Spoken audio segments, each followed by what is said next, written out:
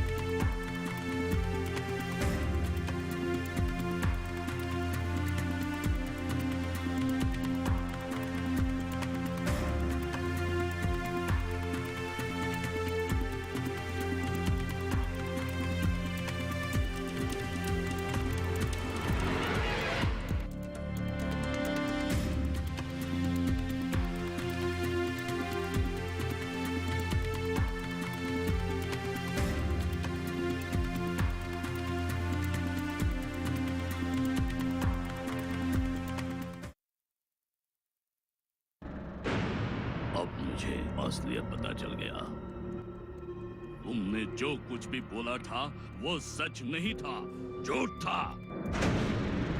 बिल्कुल झूठ, बिल्कुल झूठ। मुझे पता चल गया है कि एक सशस्त्र संग्रामी के आड़ में तुम भी एक कैपिटलिस्ट से कम नहीं हो।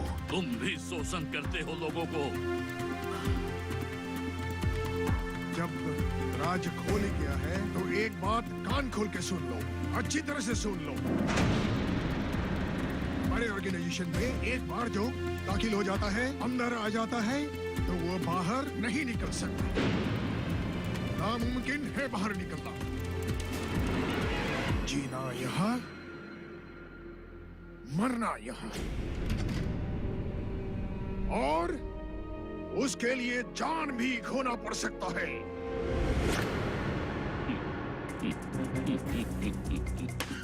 चला गोली, जी भर के गोली चला। मैं तो निरंतर खड़ा हूँ। अगर हिम्मत है चला गोली। चला क्यों नहीं रहे हो? चला गोली, चला गोली, चला गोली।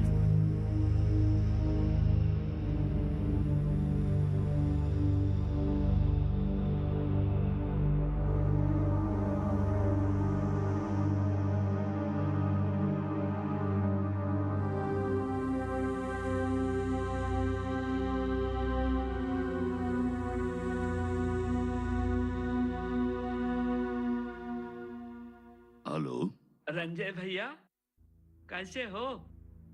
हैं?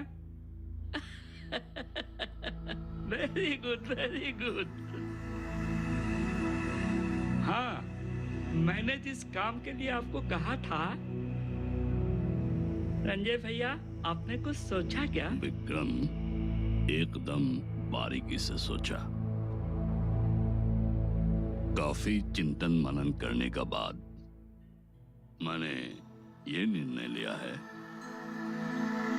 कि इस बिजनेस में मैं तुम्हारे साथ नहीं दे पाऊंगा। क्या बोल रहे हैं आप? आप तो मुझे कुतुब मीनार से सीधे नीचे धकेल दिए। कितना कुछ सोचकर मैं आपके साथ बात किया था। मैंने तय किया था कि आपको मैं अपना बिजनेस में 50% पार्टनर बनाऊंगा, 50% पैसा दूंगा।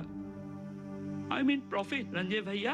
देखो विक्रम, तुम अगर प्रॉफिट का 100% देने का वादा करते हो तब भी मैं राजी नहीं हूं। अभी तुम जानना चाहोगे ऐसा क्यों? सुनो, मैंने ये जो हिंसा का रास्ता है वो बहुत पहले ही छोड़ चुका हूं। देखो, उसका मतलब ये नहीं कि मेरे आंखों के सामने अगर गरीब को अन्याय करते हुए देखा, किसी बेकसूर को कोई मारते हुए देखा, तब शायद बोल नहीं सकता, हथियार उठा भी सकता हूं। वो बिल्कुल अलग बात है। देखो, तुमने मुझे एक लुक्रेटिव ऑफर दिया था। मैं उसके लिए तुमको क्या दूं? धन्यवाद देता हूं। और इस विषय पर आगे और मैं बात करने के लिए तैयार भी नहीं हूं। ठीक है, तो चलो बाद में मिलेंगे, पर हम लोगों का दोस्ती कायम रहेगा। Thank you. Hello hello Ranjay भैया, hello. Bloody hell! Foolish man! Blockheaded!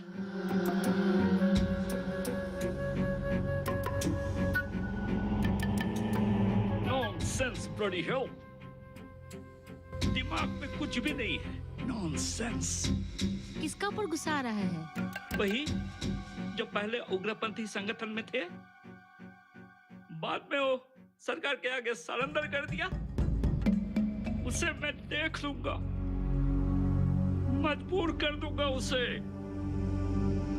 मेरे पैरों पर गिरकर काम धरने के लिए, गिड़गिड़ाने के लिए मैं मजबूर कर दूंगा।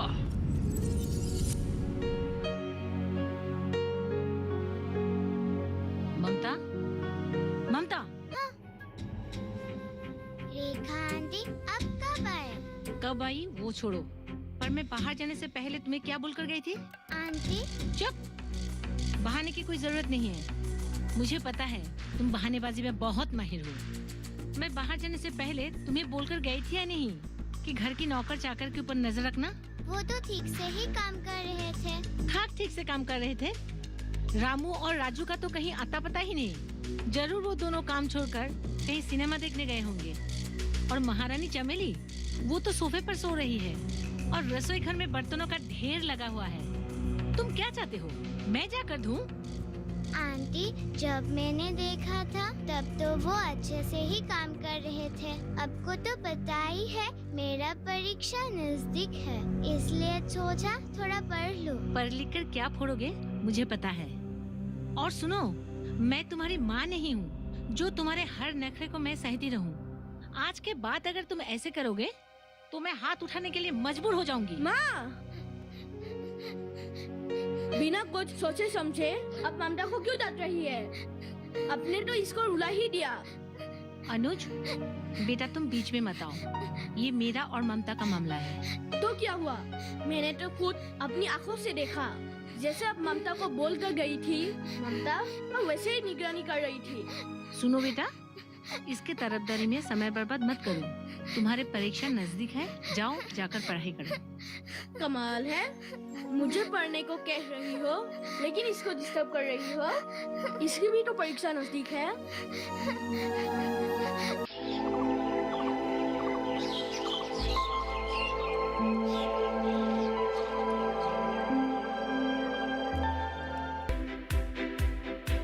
हर दिन एक नया गांव। आज कोलपुर गांव से बात कर रहे हैं। तो मौजूद है जिला टिहरी गढ़वाल में।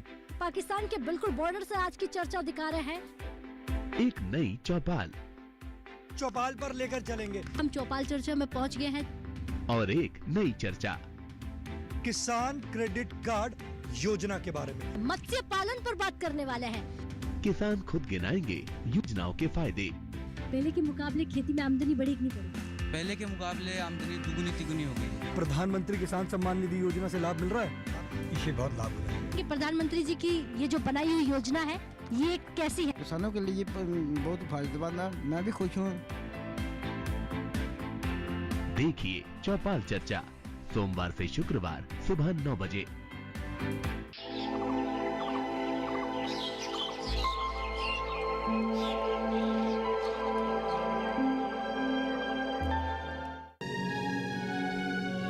बेटा, तुम अकेले यहाँ बैठे हो?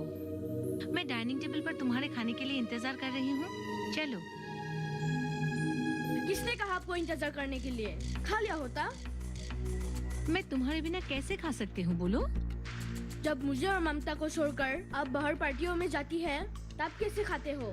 क्या हुआ बेटा, मम्मी से क्यों इतना खफा हो? आप बिना कारण ममता के ऊपर इतना गुस्सा क्यों कर रही थी?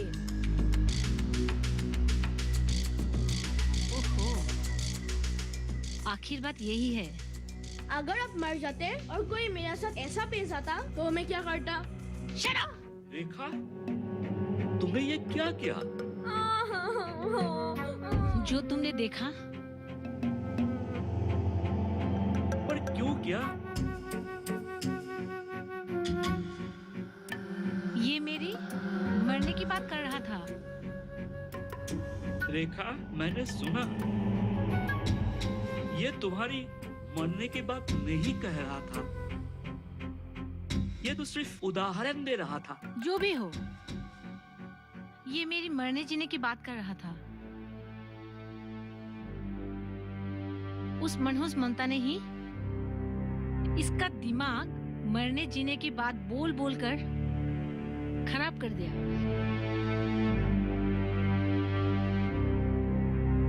ये समय इसका खेलने कूदने और पढ़ने का है, मरने जीने के बात करने का नहीं।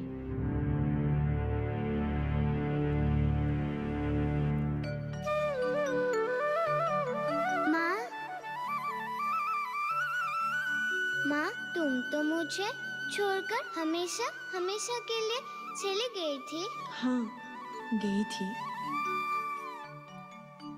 माँ, तुम कहाँ गई थी? परमपिता के पास। इतना सुकून और शांति है वहाँ। पूरा वातावरण लाल सुनहरे आलोक से सजा हुआ है। मेरे जैसे जितनी पावन आत्माएं हैं वो परमपिता के प्यार में डूबी रहती है। बेटी, दिव्य स्थान सब लोगों के लिए नहीं है, केवल पवित्र आत्माओं के लिए है। इसलिए इस धरती पर जितने दिन रहो, हमेशा लोगों का भला करो, उन्हें प्यार करो, क्योंकि सच्चा प्यार ही भगवान है।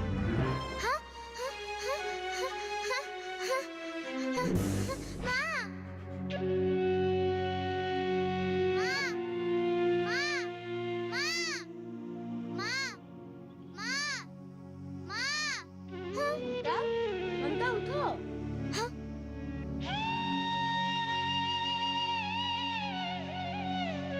क्या हुआ ममता? तो मामा चिल्ला रही थी। सपने में माँ आई थी। टीवी में हम देखते हैं ना परियों की कहानी, माँ बिल्कुल वैसे दिख रही थी। जानते हो माँ ने क्या बोला? हम इस जन्म में अच्छे काम करेंगे, फिर मरने के बाद हम भगवान के पास जाएंगे। ममता, फिर तुम्हारे मुंह से मरने जीने के बाद तुम्हारा दिमाग तो गया, पर मेरे बेटे का दिमाग खराब करने पर क्यों तुली हुई हो? अनुज, चलो।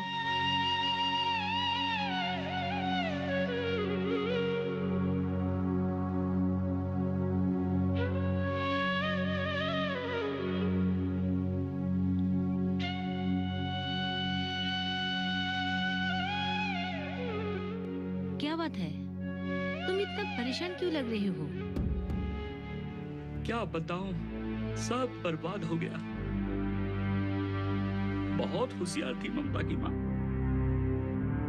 बचपन में एक कहानी सुनी थी। एक औरत ने मरते समय अपने सौतन से कही कि वो अपने बेटे को बासी खाना खिलाए, जिसे वो हमेशा तंदुरुस्त रहे, पानी कम पिलाए, जिससे उसका पेट की बीमारी न लगे। सौतन ठहरे मूर्ख।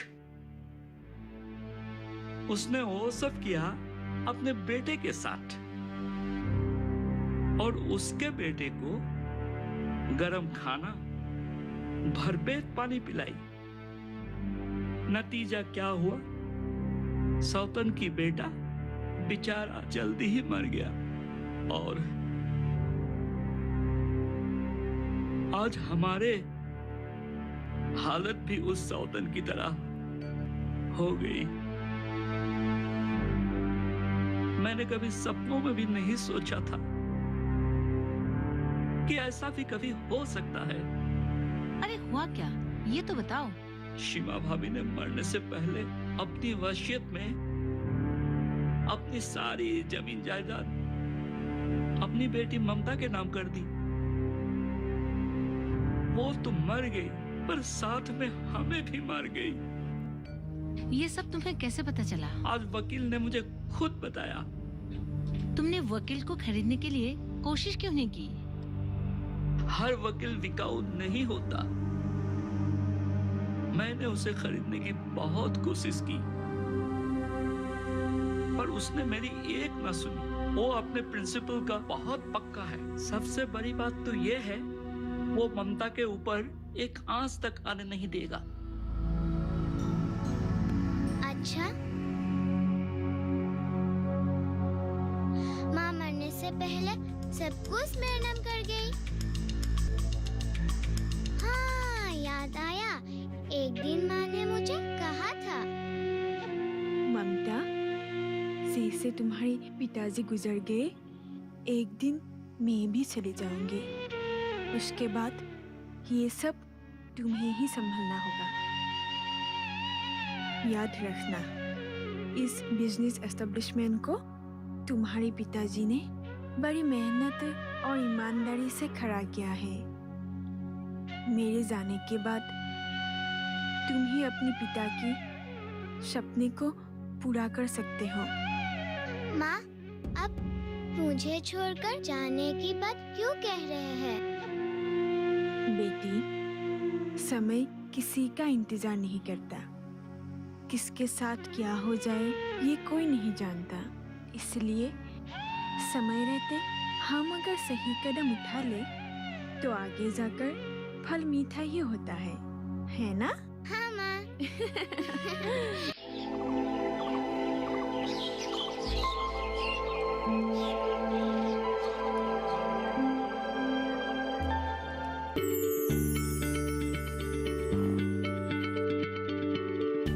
क्या आप किसी बीमारी से परेशान हैं?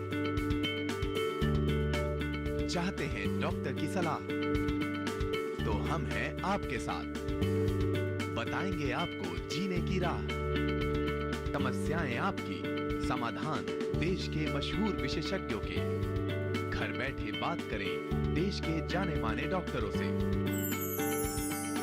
हमारे लाइव प्रोग्राम स्वस्थ किसान में हर शनिवार शाम 6 बजे से 7 बजे तक।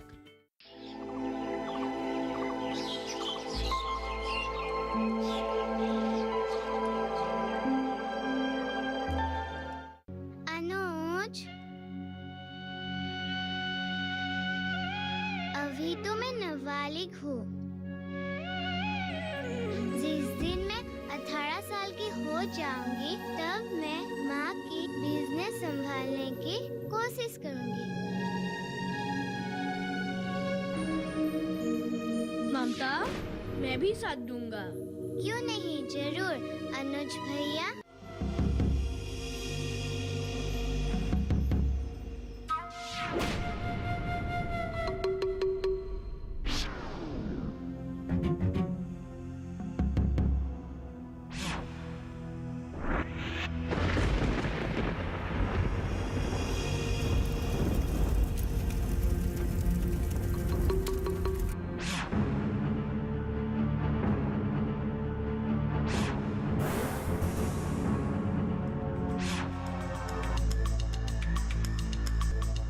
सुनो, पानी सर से ऊपर चढ़ गया और तुम टीवी पे लगे हो। अरे जब भी मैं कोई मेरा पसंदीदा प्रोग्राम टीवी में देखता हूँ, तुम कहाँ से पहुँच जाती हो मेरा दिमाग खराब करने के लिए? हमारा सब कुछ खत्म हो जा रहा है। आप खाली बैठकर टीवी टीवी टीवी। बात को ज्यादा घुमाओ मत, साफ साफ बोलो बात क्या है। सुनो,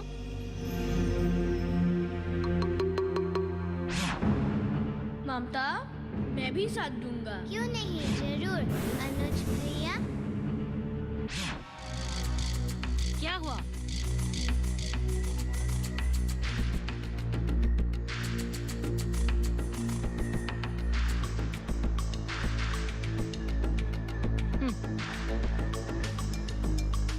पहाड़ टूट पड़ा।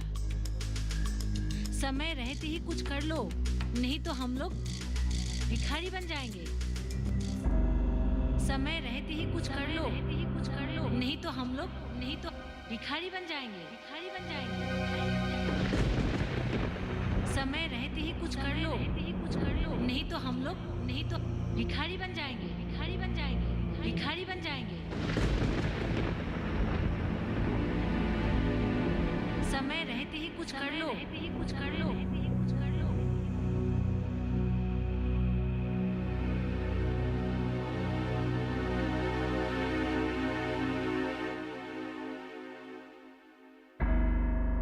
ममता की इतनी कम उम्र में ही जो सोच और स्वभाव है, उसे देखकर मुझे लगता है आगे जाकर वो अपनी माँ से भी कठोर बन सकती है। और उसका मन किया तो वो हम सभी को इस घर से धक्के मार कर निकाल सकती है। तुमने ठीक कहा। समय रहते ही कुछ कर लो, वरना हम सब भिखारी बन जाएंगे। समय का इंतजार क्यों करूं? आज ही ममता को मारकर उसकी लाश को ठिकाना लगा के निश्चित हो जाता हूँ।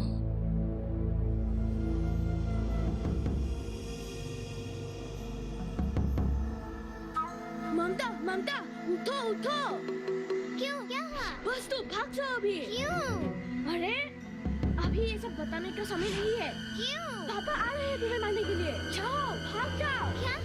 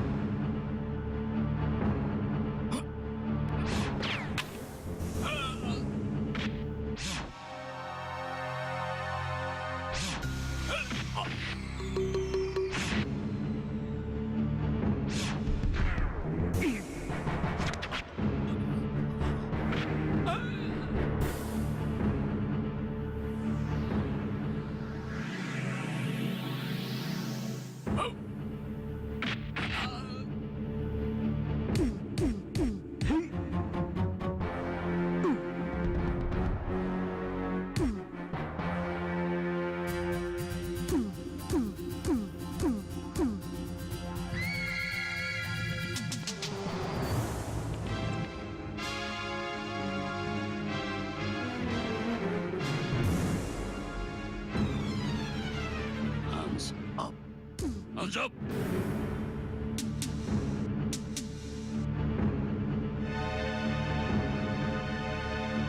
Hello, police station. समाज के नजर में और मेरी नजर में तू एक हैवान है।